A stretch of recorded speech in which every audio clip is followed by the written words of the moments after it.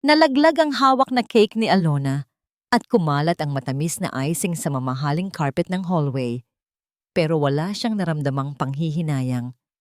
Mas nakakabingi at mas nakakadurog ang mga ungol at halakhak na naririnig niya mula sa loob ng opisina ng kanyang asawa. 5 taon. 5 taon nilang hinihintay ang araw na ito. Ito dapat ang kanilang 5th wedding anniversary. Ang araw na ipinangako ni Dennis na magsisimula na silang bumuo ng pamilya. Suot ni Alona ang paboritong pulang bestida ni Dennis.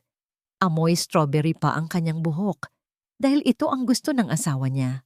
Pero sa likod ng pinto ng CEO office, ibang pabango ang umaalingasaw at ibang babae ang kayakap ng lalaking pinag-alayan niya ng buong mundo. Nanginig ang mga tuhod ni Alona.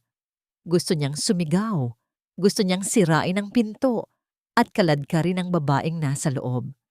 Pero natigilan siya nang marinig ang mga salita ni Morga, ang babaeng itinuring niyang kaibigan. So, kailan mo balak sabihin sa kanya, Dennis?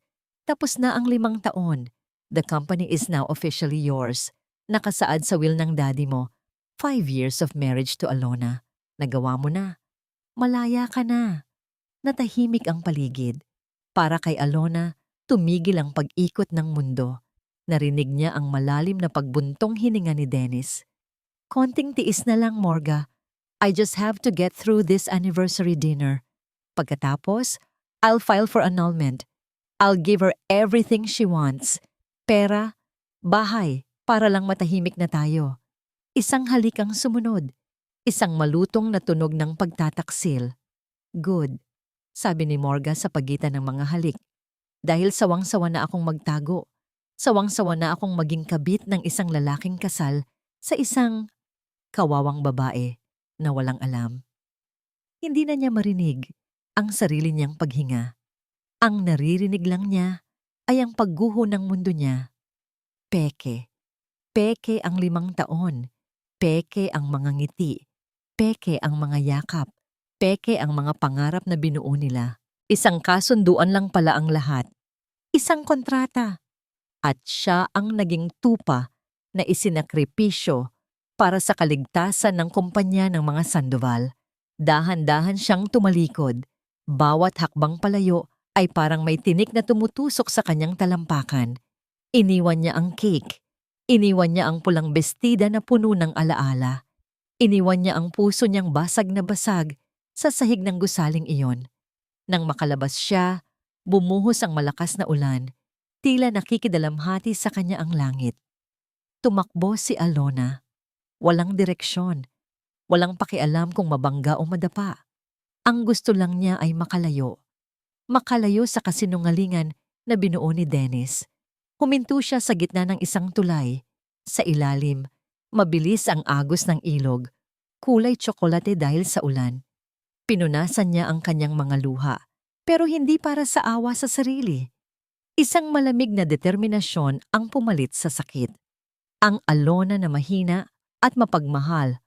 Pagmahal ay namatay na kasama ng mga salitang narinig niya kanina. Tumingin siya sa madilim na tubig sa ibaba. Hindi takot ang nakita niya sa kanyang mga mata, kundi apoy. Pinatay mo ang asawa mo, Dennis. Bulong niya sa hangin. Pinatay mo ang Alona na nagmahal sa'yo ng buong buo. Humanda ka. Dahil ang babangon mula sa ilog na ito ay isang demonyong hindi mo makikilala. Ano na namang drama ito? Inis na bulong ni Dennis sa sarili habang pabalik-balik na naglalakad sa kanilang sala. 10:00 na ng gabi. Kanina pa dapat sila nasa paborito nilang restaurant para sa kanilang anniversary dinner. Pero walang Alona na dumating. Hindi rin ito sumasagot sa kanyang cellphone. Hindi pag-aalala ang nararamdaman ni Dennis, kundi inis. Sinisira ni Alona ang plano niya. Isang gabi na lang sana ng pagpapanggap, tapos sisimulan na niya ang proseso ng paghihiwalay. Pero heto, naglalaro pa yata ng taguan ang kanyang asawa. Biglang tumunog ang cellphone niya. Isang unknown number. Sir Dennis Sandoval? Tanong ng isang lalaki sa kabilang linya. Police Senior Inspector Cruz po ito. Pinuntahan po namin kayo sa bahay ninyo pero wala po kayo. Tungkol po ito sa asawa ninyo, si Mrs. Alona Sandoval. Biglang kinabahan si Dennis, hindi dahil sa pag-aalala kay Alona, kundi sa takot sa posibleng eskandalo. Bakit po, Inspector? May nangyari po ba? May nakakita po sa kotseng gamit niya na nakapark malapit sa San Juanico Bridge at may iniwan po siyang sulat sa loob. Natahimik si Dennis.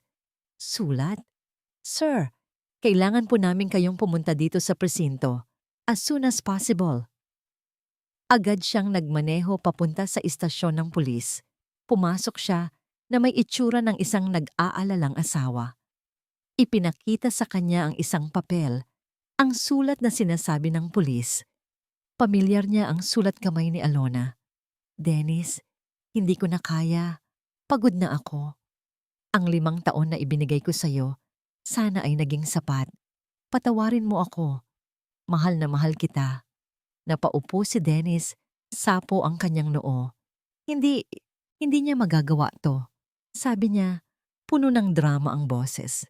Pero sa loob-loob niya, isang malamig na sensasyon ang gumapang. Ito na ba yon? Ganito na lang ba kadali?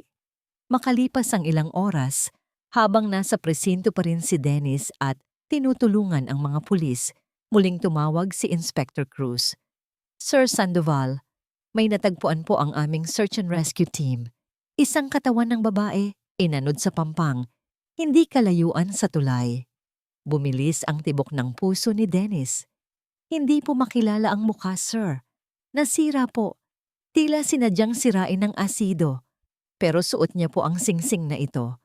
Ipinakita ng pulis ang isang litrato sa cellphone. Isang kamay na maputla at sa daliri nito, ang kumikinang na wedding ring na siya mismo ang nagsuot kay Alona. 5 taon na ang nakalipas. Gumuho ang mundo ni Dennis. O yun ang ipinakita niya. Humagulgol siya sa harap ng mga pulis, isang perpektong pagganap ng isang nawawalang asawa. Sa burol, si Dennis ang larawan ng kalungkutan. Nakatayo sa tabi ng saradong kabaong, tumatanggap ng pakikiramay. Lumapit si Morga, niyakap siya ng mahigpit. I'm so sorry, Dennis. Bulong nito, pero may ngiti sa mga mata na walang ibang nakakakita. Bigla, isang malakas na sampal ang dumapo sa pisngi ni Dennis. Si Marie, ang best friend ni Alona. Namumula ang mga mata nito sa galit. Hayop ka! Sigaw ni Marie. Dinuduro si Dennis. Ikaw ang pumatay sa kaibigan ko. Dahil sa'yo kaya siya nagpakamatay. Magsama kayo ng kabit mo sa impyerno. Nagkagulo ang mga tao. Inawat si Marie. Walang ginawa si Dennis kundi ang umiyak. Lalong nagmukhang biktima sa mata ng lahat. Gabi. Matapos ang libing, umuwi si Dennis sa bahay nilang tahimik na ngayon. Sa wakas, tapos na ang lahat. Malaya na siya. Siya na ang nag-iisang tagapagmana ng Sandoval Corp. At nasa kanya na si Morga. Pagod siyang umakyat sa kanilang kwarto. Mag-isa na lang siya. Mag-isa na lang siya sa malaking kama nila. Binuksan niya ang ilaw at natigilan siya. Sa gitna ng kama, maayos na nakalatag, na para bang plansadong-plansado at kakahanda lang, ay ang paboritong puting silk nightgown ni Alona. Ang nightgown na isinuot nito nung una silang magtalik. Ang nightgown na isinama dapat sa kabaong nito. Nanginig ang buong katawan ni Dennis.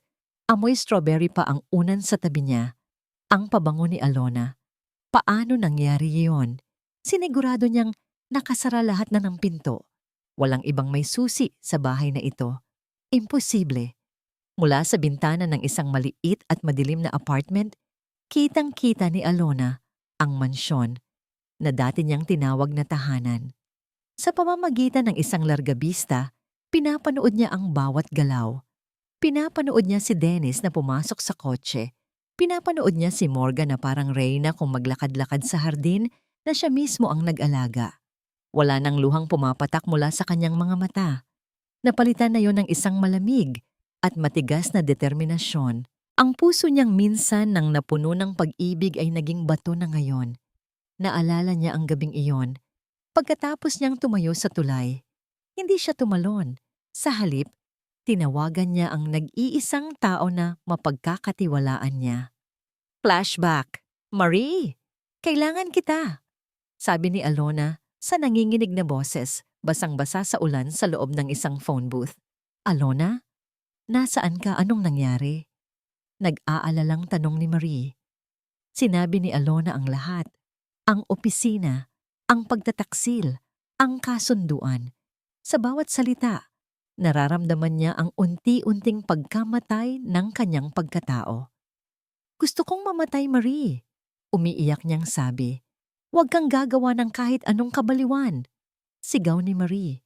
Pero kung gusto mong mamatay si Alona Sandoval, tutulungan kita. Si Marie ay nagtatrabaho bilang isang morgue attendant sa isang pampublikong ospital. Alam niya ang mga proseso. Alam niya ang mga butas sa sistema. May isang bangkay dito. Jane Doe. Bulong ni Marie sa telepono kinabukasan. Walang kumukuha. Walang pamilya. Halos magkasing katawan kayo. Ito na ang pagkakataon mo, Alona. Sigurado ka na ba dito? Isang matigas na oo, ang sagot ni Alona.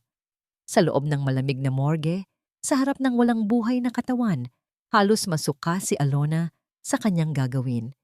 Pero nang maalala niya ang halakhak ni Morga at ang kasinungalingan ni Dennis, tumigas ang kanyang puso. Hinubad niya ang kanyang wedding ring at isinuot sa daliri ng bangkay. Pagkatapos, tumalikod siya habang si Marina ang gumawa ng huling hakbang, ang pagsira sa pagkakakilanlan ng bangkay gamit ang kemikal na kinuha nito sa laboratorio. End of flashback. Tumingin si Alona sa salamin. Wala na ang mahaba niyang buhok na laging hinahaplos ni Dennis. Pinaputulan na niya ito, maikli at simple. Wala na ang mga bestida. Napalitan na ito ng itim na pantalon at simpleng t-shirt. Isa na siyang anino, isang multo. Hawak niya ang duplicate key ng kanilang bahay at alam niya ang security code na hindi pa rin binabago ni Dennis. Gabi-gabi, kapag tulog na ang mga traidor, binibisita niya ang sarili niyang pamamahay. Siya ang naglagay ng nightgown sa kama. Siya ang naglipat ng mga litrato. Siya ang bumubuhay sa alaala niya sa loob ng bahay para unti-unting sirain ang pag-iisip ng dalawa. Ngayong gabi, may bago siyang plano para kay Morga. Nakalipas ang hating gabi, tahimik siyang pumasok sa bahay. Dumiretso siya sa master's bathroom. Mula sa maliit niyang bag, kinuha niya ang isang bote ng red food coloring concentrate at ibinuhos ito sa loob ng water tank ng shower. Pagkatapos, kinuha niya ang paboritong pulang lipstick ni Morga at nagsulat sa salamin. Kinabukasan, nagising si Morga na masaya. Sa wakas, nasa kanya na ang lahat. Ang yaman, ang bahay, at si Dennis. Para ipagdiwang, nagpa siyang maligo ng matagal sa kanilang mamahaling bathtub. Habang umaawit pa, binuksan niya ang shower, pero hindi tubig ang bumuhos sa kanya, kundi isang likidong kulay dugo. Napahiyaw siya sa takot. Sinubukan niyang patayin ang shower, pero lalo lang itong lumakas. Ang buong banyo ay napuno ng amoy kalawang, amoy ng dugo. Nanginginig siyang lumabas ng shower, balot ng pulang likido. At sa pagharap niya sa salamin, nakita niya ang mensahe na nakasulat sa sarili niyang lipstick na para bang isinulat ng isang nanginginig ngunit galit na kamay. Umalis ka sa bahay ko. Bumagsak si Morga sa sahig. Humihiyaw na parang nawawala sa sarili. Sa labas ng bintana, mula sa kanyang apartment sa malayo, pinapanood ni Alona ang pagdating ng ambulansya. Isang malamig na ngiti ang sumilay sa kanyang mga labi. Nagsisimula pa lang ang laro. Kakarating lang ni Samuel sa Pilipinas mula sa 3 taong pagtatrabaho sa Singapore. Ang una niyang binalak gawin ay ang sorpresahin ang kanyang matalik na kaibigan, si Alona. Pero siya ang nasorpresa ng isang balitang dumurog sa kanyang puso. Nakatayo siya ngayon sa harap ng isang puntod. Sariwa pa ang lupa at nakaukit sa lapida ang isang pangalan na kailanman ay hindi niya inakalang mababasa niya doon. Alona Sandoval, beloved wife, rest in peace. Hindi siya makapaniwala. Hindi ito si Alona. Ang Alona na kilala niya ay masayahin, matatag, at puno ng pangarap. Hindi ito ang tipo ng tao na tatapusin ang sariling buhay dahil lang sa isang lalaki. Kahit pagaano niya kamahal si Dennis, may mali. Alam niyang may mali. Nakita niya si Marie na nag-aalay ng bulaklak sa puntod. Nilapitan niya ito. "Marie?" Tawag ni Samuel. Nagulat si Marie na makita siya. "Samuel, kakailan ka pa dumating?" "Kahapon lang." Malamig na sagot ni Samuel. Ang mga mata niya ay nakatitig sa mukha ni Marie. "Hindi ako naniniwala sa suicide note na yan, Marie. Alam nating pareho na hindi gagawin ni Alona to." Namutla si Marie at umiwas ng tingin. "Wala kang alam sa pinagdaanan niya, Samuel. Dinurog siya ni Dennis." "Kahit na," giit ni Samuel. "Kahit gaano pa kasakit lalaban si Alona, hindi siya susuko ng ganoon lang. May iba pang nangyari, hindi ba?" Hindi nakasagot si Marie. Mabilis itong nagpaalam, nanginginig ang mga kamay, at halos takbuhin ang pag-alis. Lalong tumibay ang hinala ni Samuel. May itinatago si Marie. Sa mga sumunod na araw, sinubukan ni Samuel na mag-imbestiga. Kinakausap niya ang mga dating kaibigan, mga dating katrabaho ni Alona. Nagpunta siya sa mga lugar na madalas nilang puntahan noon. Isa na doon ang palengke sa Quiapo, kung saan sila laging kumakain ng goto pagkatapos magsimba. Habang naglalakad sa masikip na eskinita ng palengke, sa gitna ng ingay at amoy ng iba't ibang tinda, isang pamilyar na anino ang nahagip ng kanyang mata. Isang babae, nakatalikod. Maikli ang buhok, simple ang pananamit. Pero ang paraan nito ng paglakad, ang tindig nito, imposible. Pero ang puso ni Samuel ay sumigaw ng isang pangalan. "Alona?" Bahagyang natigilan ng babae. Hindi ito lumingon. Sa halip mas binilisan nito ang paglakad. Lumiliko sa mga eskinita para makaiwas. Hindi nagdalawang isip si Samuel.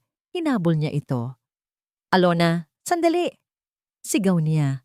Nagsimulang tumakbo ang babae. Nakipagsiksikan sa mga tao. Tinatabig ang mga paninda. Pero hindi sumuko si Samuel. Mas mabilis siya. Mas malakas. Hanggang sa na-corner niya ito sa isang eskinita na walang labasan. Hinihingal ang babae. Nakatalikod pa rin sa kanya. Suot ang isang face mask at sombrero. Dahan-dahang lumapit si Samuel. Nanginginig ang kanyang boses. "Alona, alam kong ikaw yan." Hindi kumibo ang babae. "Please, magsalita ka." Umiling lang ito. Isang hakbang pa ang ginawa ni Samuel. Inabot niya ang balikat ng babae at marahan itong iniharap sa kanya. Gamit ang isa niyang kamay, tinanggal niya ang sombrero at face mask nito. Tumigil ang paghinga ni Samuel. Si Alona nga. Payat, pagod ang itsura. At ang mga mata niyang dating kumikinang sa saya, ngayon ay puno ng isang bagay na hindi makilala ni Samuel. Isang malamig na galit. "Buhay ka." Halos pabulong na sabi ni Samuel. Pinipigilan ang luhang gustong kumawala. Umiling si Alona. Walang emosyon ang mukha. "Patay na si Alona. Nagkakamali ka. Huwag mo akong lokohin." Sabi ni Samuel.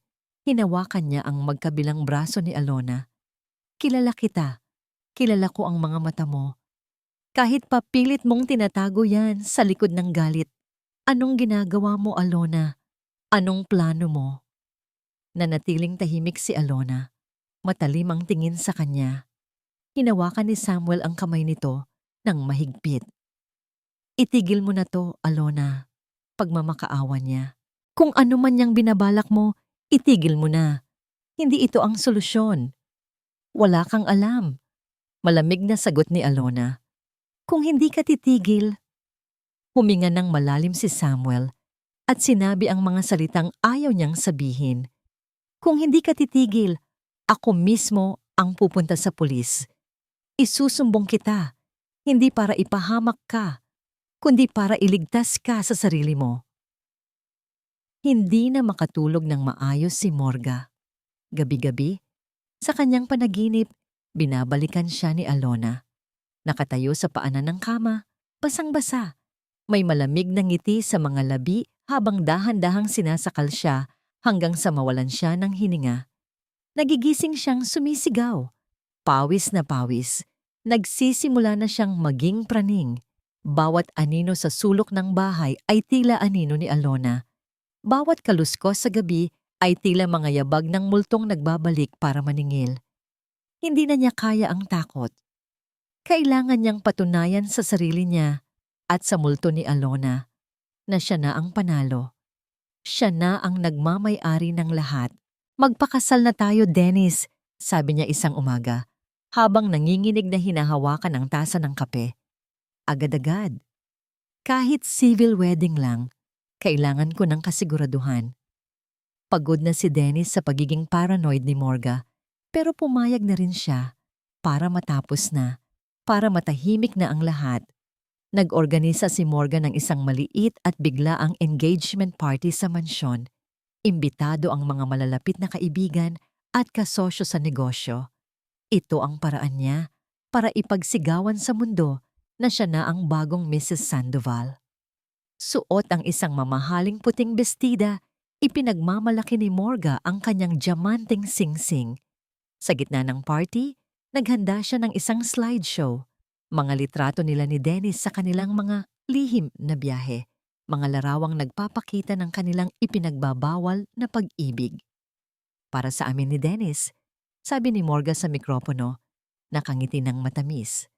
Para sa aming pag-ibig na sa wakas ay malaya na. Nagsimula ang slideshow. Ang unang litrato ay kuha sa Paris. Magkayakap sila ni Dennis. Ngumiti si Morga, pero biglang nag-flicker ang screen. Ang sumunod na lumabas ay hindi litrato nila, kundi isang malaking larawan ng bangkay na natagpuan sa ilog. Ang mukhang wasak, ang kamay na may suot na wedding ring ni Alona. Napasinghap ang mga bisita.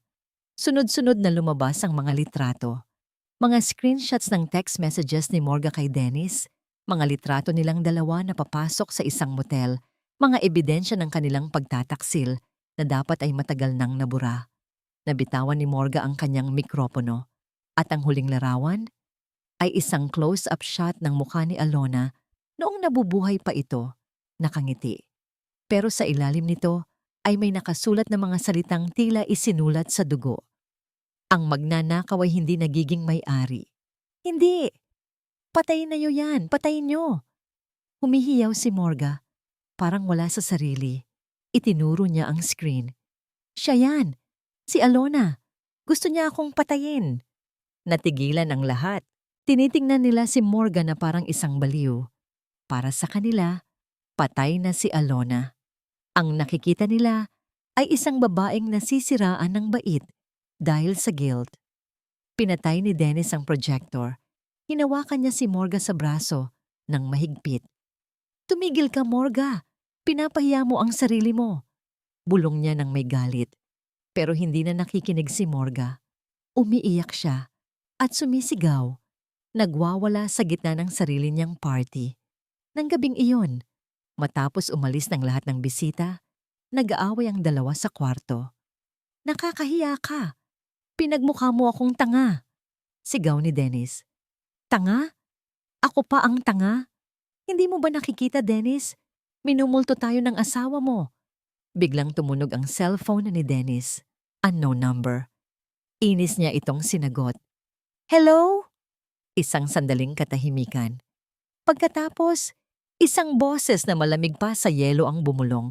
Isang boses na kilalang-kilala ni Dennis. Dennis!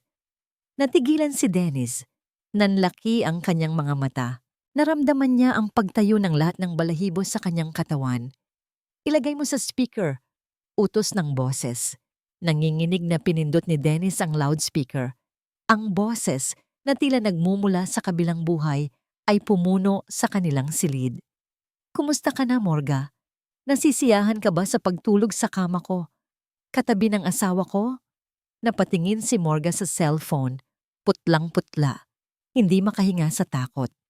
At bago pa may makapagsalita sa kanila, muling bumulong ang boses, mas malapit, mas nakakakilabot. Huwag kang lilingon. Baka nasa likod mo lang ako. Click. Naputol ang linya. Binitawan ni Morga ang cellphone na para siyang napaso. Ang huling mga salita ni Alona ay umalingaw-ngaw sa buong silid, nagyayelo sa hangin. Narinig mo yon? Nanginginig na tanong ni Morga kay Dennis, ang mga matay ng lalaki sa takot habang palingalinga sa madilim na sulok ng kanilang kwarto. Nandito siya, Dennis. Naririnig niya tayo. Nakikita niya tayo. Guni-guni mo lang yan, Morga. Sigaw pabalik ni Dennis, bagamat hindi niya maitago ang panginginig din ng sarili niyang boses. Ang boses na naririnig niya?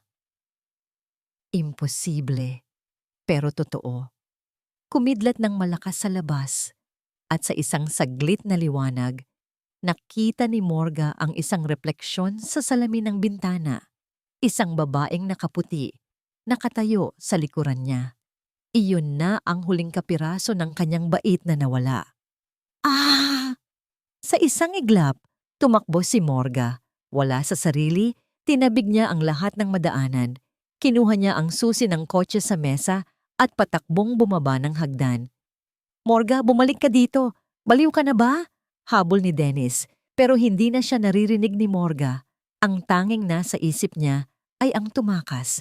Tumakas mula sa multo, mula sa bahay, mula sa kasalanan niya. Binuksan niya ang pinto at sumalubong sa kanya ang bumubuhos na ulan at malakas na hangin. Pumasok siya sa kotse, nanginginig ang mga kamay habang isinusuot ang susi. Pinaandar niya ang makina at pinaharurot ito paalis ng garahe. Muntik nang mabangga ang gate. Sira ulo, mura ni Dennis. Kinuha niya ang sarili niyang susi at sumunod. Kailangan niyang pigilan si Morga bago pa ito makagawa ng mas malaking eskandalo o maaksidente. Nagsimula ang isang delikadong habulan sa ilalim ng rumaragasang ulan. Ang madulas na kalsada at halos zero visibility ay hindi alintana sa dalawa. Sa isip ni Morga, ang mga headlight ng kotse ni Dennis sa likuran ay mga mata ng demonyo. Sa tuwing titingin siya sa rearview mirror, hindi si Dennis ang nakikita niya, kundi ang maputlang mukha ni Alona, nakangiti sa kakanya. Iwanan mo ako. Iwanan mo ako. Sigaw niya sa kawalan. Paliko ang daan paakyat ng bundok. Mas lalong binilisan ni Morga ang takbo, desperadong makalayo. Bigla, sa gitna ng daan, sa abot ng kanyang headlight, isang figura ang nakatayo. Isang babae, nakaputing bestida. Ang buhok ay nililipad ng hangin. Hindi makita ang mukha dahil sa lakas ng ulan. Pero alam ni Morga kung sino yon. Alona! Sa sobrang takot, bigla niyang kinabig ang manibela. Nagskid ang kotse sa basang kalsada. Nagwala ang manibela sa kanyang mga kamay. Bumasag ito sa bakal na harang sa gilid ng daan. Sa isang iglap, ang ingay lang ng makina at sigaw ni Morga ang naririnig. Sa susunod na iglap, katahimikan na lang. Ang kotse niya ay isa ng nagliliyab na bakal sa ilalim ng malalim na bangin. Nakita ni Dennis ang lahat. Ang pag-iwas, ang pag-skid, ang pagbulusok ng kotse ni Morga sa kadiliman. Bigla niyang inapakan ng preno, pero huli na ang lahat. Nawalan din ng kontrol ang kanyang sasakyan sa madulas na kalsada. Umikot ito ng ilang beses bago bumangga ng malakas sa isang malaking puno sa kabilang gilid ng daan. Ang huli niyang nakita, bago siya lamunin ng dilim, ay ang figurang nakaputi na dahan-dahang naglalakad palayo sa gitna ng ulan.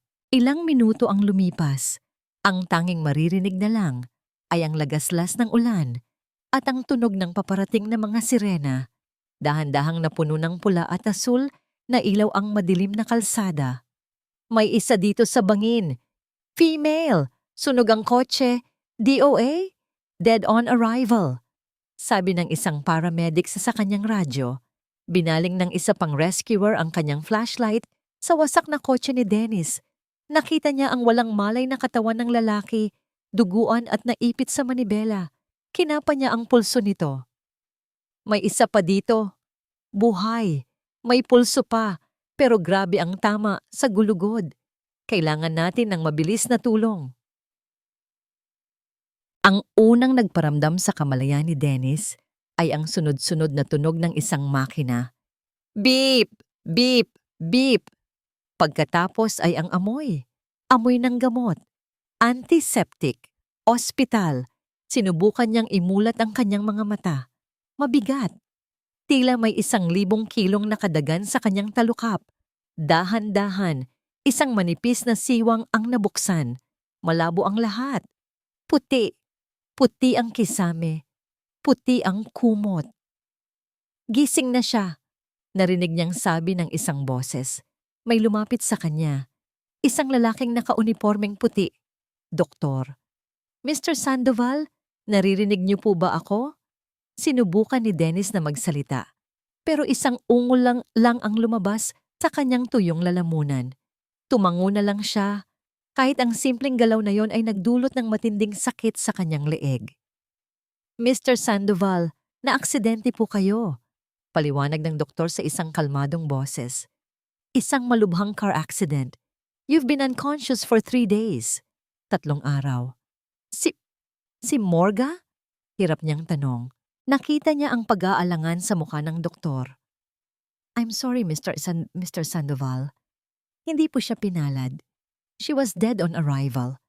Parang isang suntok sa sikmura ang balita. Wala na si Morga. Ang babaeng pinagpalit niya sa lahat, wala na. Pero bago pa man niya maramdaman ang buong bigat ng kalungkutan, may isa pang tanong na gumugulo sa kanyang isip. Hindi ko maramdaman ang mga binti ko, sabi niya. Huminga ng malalim ang doktor. Ito ang balitang mas mahirap sabihin. Mr. Sandoval, dahil po sa lakas ng impact, nagkaroon po kayo ng severe spinal cord injury. Nasira po ang inyong gulugod. Hindi maintindihan ni Dennis. Anong ibig sabihin niyan? Tumingin sa kanya ang doktor ng may habag. I'm very sorry, Mr. Sandoval, pero hindi na po kayo makakalakad pa. You are permanently paralyzed from the waist down. Paralisado. Hindi na makakalakad. Paulit-ulit na umikot ang mga salitang iyon sa utak ni Dennis hanggang sa mawalan na ito ng kahulugan. Pagkatapos umalis ng doktor, naiwan siyang mag-isa sa tahimik na kwarto. Tinitigan niya ang kanyang mga paa na nakabalot sa puting kumot. Sinubukan niyang igalaw. Kahit isang daliri lang, walang nangyari. Wala na si Morga.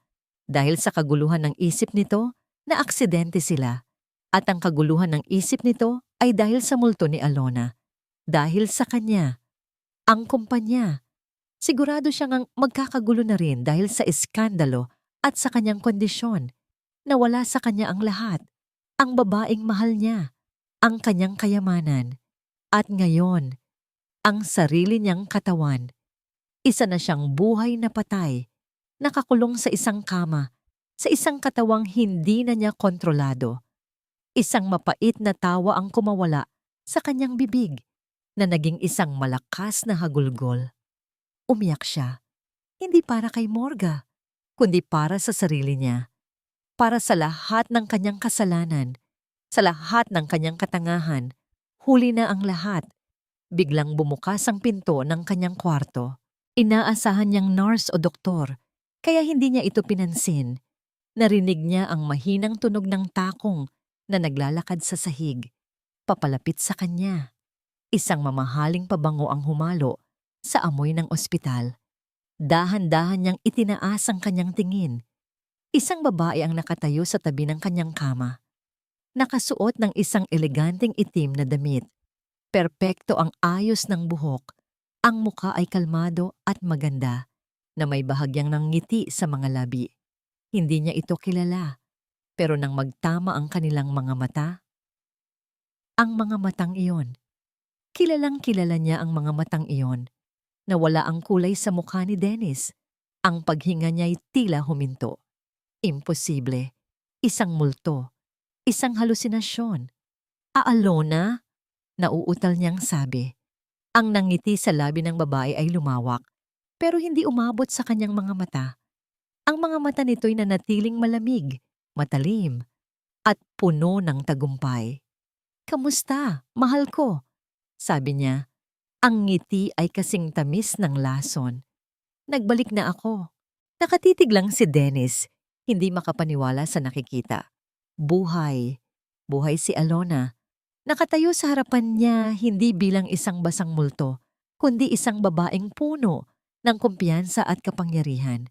Ang lahat ng nangyari, ang takot, ang kabaliwan, ang aksidente, lahat ay ikaw. Halos pabulong na sabi ni Dennis, ang boses ay puno ng panginginig at pagkamuhi. Ikaw ang may gawa ng lahat ng ito. Hindi nawala ang nangiti sa labi ni Alona. Umupo siya sa silyang katabi ng kama. Ipinagkrus ang kanyang mga binti na para bang siya ang reyna sa silid na yon. Ako nga, mahinahon niyang pag-amin. Ang nightgown, ang text, ang tawag, ang anino sa daan. Lahat yon, Dennis. Ako ang multo sa isipan ni Morga. Ako ang bangungot na unti-unting sumira sa inyong dalawa. Bakit? Tanong ni Dennis, nararamdaman ang pag-init ng kanyang mga mata. Bakit, Alona? Pwede mo naman akong idemanda. Pwede mo akong ipahiya. Pero bakit kailangan mong gawin to? Pumatay ka, Alona. Isa kang mamamatay tao. Biglang nawala ang nangiti ni Alona. Napalitan ito ng isang malamig na ekspresyon. Pumatay? Tanong niya. Ang boses ay matalim na parang patalim. Huwag mong ipasa sa akin ang kasalanan mo, Dennis. Hindi ko hinawakan ang manibela ni Morga. Ang pumatay sa kanya ay ang sarili niyang takot at konsensya. At ang naglagay sa iyo sa silyang yan ay ang sarili mong katangahan at kasakiman. Tumayo siya at lumapit sa bintana, nakatanaw sa malayo. Gusto mo malaman kung bakit? Dahil ang simpleng demanda ay hindi sapat.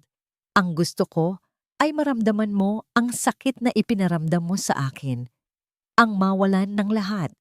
Ang mabuhay sa isang kasinungalingan. Ang makulong sa isang sitwasyon na wala kang laban. Humarap siyang muli kay Dennis. At ngayon, heto ka. Nakakulong sa sarili mong katawan. Walang pera, walang kapangyarihan, walang Morga, at higit sa lahat, walang Alona na mag-aalaga sa'yo. Lumapit siya sa kama at sa unang pagkakataon, nakita ni Dennis ang isang kislap ng dating Alona sa mga mata nito. Isang kislap ng awa. Hindi ako pumarito para saktan ka pa, Dennis. Tapos na ang paghihiganti ko, sabi niya. Hinugot niya mula sa kanyang bag ang isang dokumento at isang ballpen at inilapag ito sa mesang katabi ni Dennis, isang annulment paper. Ang pinakamalaking paghihiganti pala ay hindi ang makita kang nagdurusa. Mahina niyang pagpapatuloy. Ang tunay na paghihiganti ay ang makita mo akong masaya nang wala ka. At para mangyari yon, kailangan ko munang palayain ang sarili ko sa galit.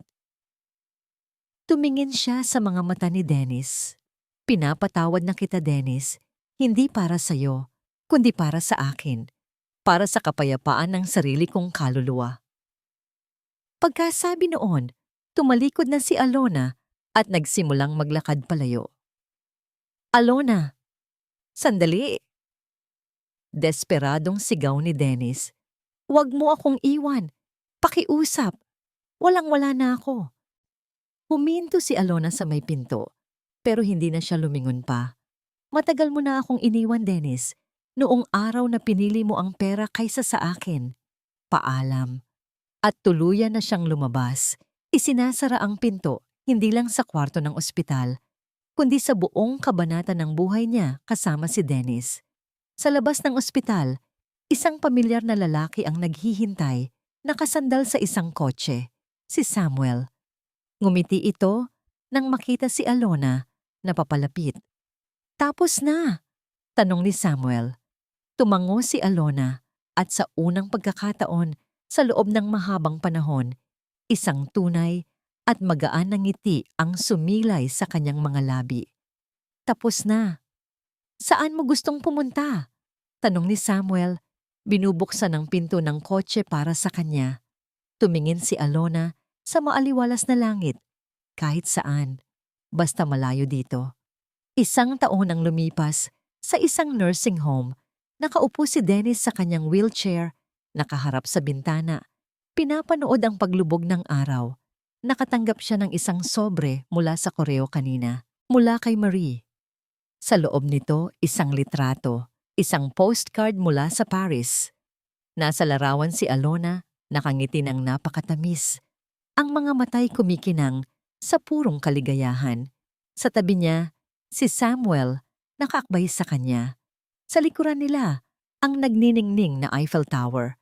Sa ilalim ng postcard, may maikling sulat kamay. Ang buhay ay puno ng pangalawang pagkakataon. Sana mahanap mo rin ang sayo. Isang butil ng luha ang pumatak mula sa mata ni Dennis at tumama sa larawan ng nakangiting mukha ni Alona. Ang babaeng minsan niyang sinayang, ngayon ay masayang-masaya na sa piling ng iba sa isang mundong hindi na siya kasama. Ito ang tunay na kabayaran. Ang mabuhay araw-araw na alam mong pinakawalan mo ang tanging taong tunay na nagmahal sa'yo. Habang siya ay natuto nang lumipad ng malaya.